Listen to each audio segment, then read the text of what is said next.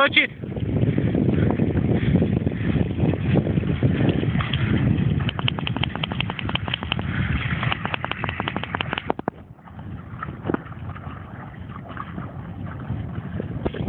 Mai plouă în partea aia?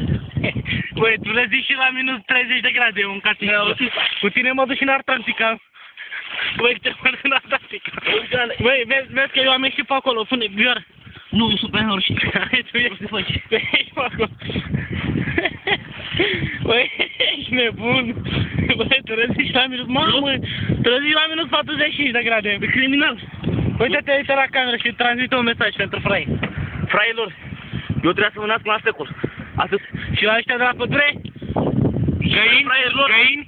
Cu cailor, de ce mai fricoși și petite. Nu vă putea apa, da? Pă, uite-te la mine. Ești prea bun mâncare.